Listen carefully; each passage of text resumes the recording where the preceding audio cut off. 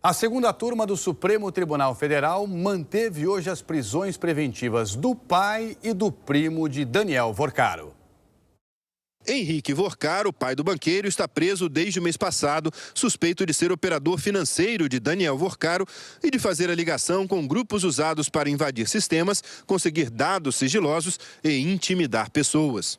A investigação da Polícia Federal, que teve o sigilo levantado hoje, apontou a atuação dele após a prisão de Felipe Mourão, o sicário, que cometeu suicídio dentro da carceragem da PF em Belo Horizonte. A PF afirma que após o falecimento de Felipe Mourão, Manuel Mendes Rodrigues, que segundo a investigação acionava milicianos e policiais para as ações criminosas no Rio de Janeiro, com ciência e anuência de Henrique Vorcaro, deslocou-se até Belo Horizonte para reunir-se com familiares do sicário, notadamente sua mãe e irmã, com a finalidade de evitar eventual colaboração destas com as autoridades. A representação policial cita também que até a véspera da sexta fase da Operação Compliance Zero, em 14 de maio, Henrique Vorcaro permanecia atuando ativamente como operador financeiro em favor do núcleo A Turma, a partir de cobranças feitas pelo operador do jogo do bicho, Manuel Mendes Rodrigues.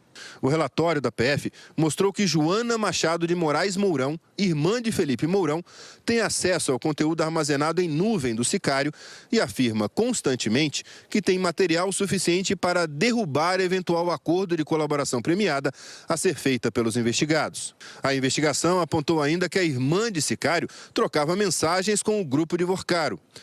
Em uma dessas mensagens, Joana disse para Manuel Rodrigues que teria acabado de discutir com Henrique Vorcaro naquele momento e afirmou que ele estaria apavorado, pois sabe o que ela tem em mãos, se referindo muito provavelmente a elementos incriminadores em posse dela.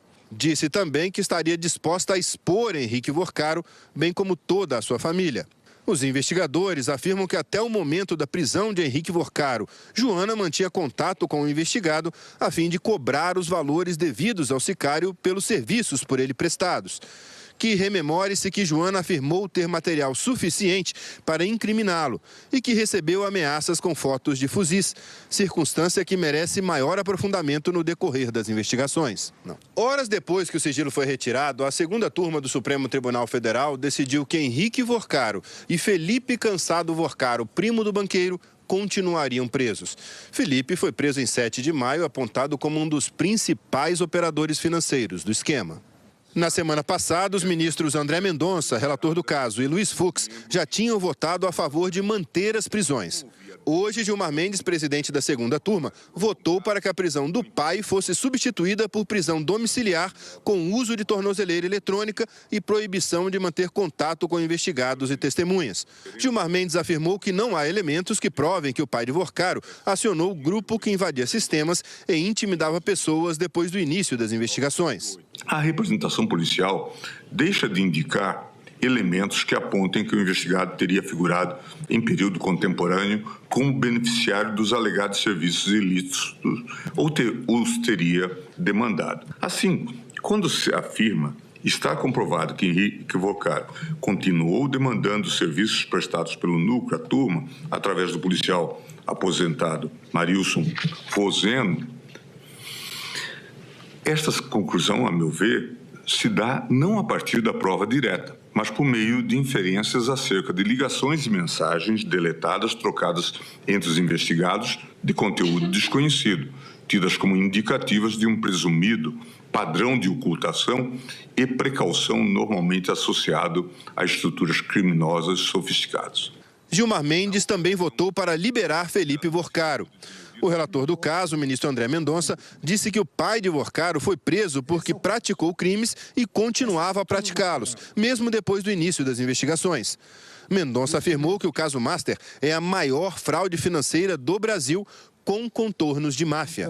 Nós estamos aqui a julgar a maior fraude financeira da história do nosso país e, se não a maior, certamente uma das maiores do mundo, da história. E essa fraude tem algumas peculiaridades. Não é simplesmente um crime do colarinho branco. É mais do que isso. não são simplesmente atores num gabinete na Faria Lima, nos palácios, que praticaram fraudes e crimes de corrupção, de lavagem de dinheiro, de prejuízos ao sistema financeiro nacional, de dilapidação de um fundo garantidor das poupanças do nosso país. Não. Aqui há contornos de máfia. Há contornos de crime organizado mafioso, de fuzis, de metralhadoras, de armas raspadas, de infiltração no sistema policial. Mendonça disse que chegou a receber de um advogado um pedido de delação premiada seletiva, que não conta tudo, escolhendo alvos e omitindo informações de aliados. Me chegou uma proposta por um advogado. Perderam o pudor, ministro Gilmar.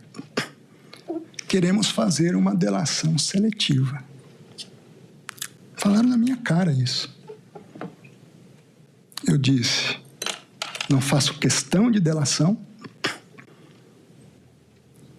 Agora, delação seletiva, comigo não. Cássio Nunes Marques deu o voto decisivo. Ele acompanhou o relator e votou por manter as prisões. O placar final foi de 3-1. A maioria da segunda turma votou para manter as prisões. Eu vou me limitar e de uma forma muito objetiva a referendar a prisão decretada pelo eminente relator, mas confiando, assim como confiei em Sua Excelência em relação a esse decreto, que diante do pedido que já existe da defesa nos autos, dos argumentos da Polícia Federal, que necessitamos ter esse acesso mais amplo para fazer esse cotejamento, no momento apropriado, eu tenho absoluta convicção que o eminente relator fará essa aferição. O advogado de Henrique Vorcaro disse que a Polícia Federal manipulou fatos e que espera que a manifestação da defesa seja integralmente acolhida pela Justiça. A defesa de Felipe Vorcaro afirmou que, desde o início, refuta de forma categórica quaisquer ilações sobre supostas práticas ilícitas relacionadas ao Banco Master e que a verdade dos fatos já se encontra devidamente documentada nos autos do processo. A defesa de Manuel Mendes Rodrigues afirmou que a relação dele com o grupo empresarial de Henrique Vorcaro se deu de forma lícita. Nós não localizamos o advogado de Joana Mourão.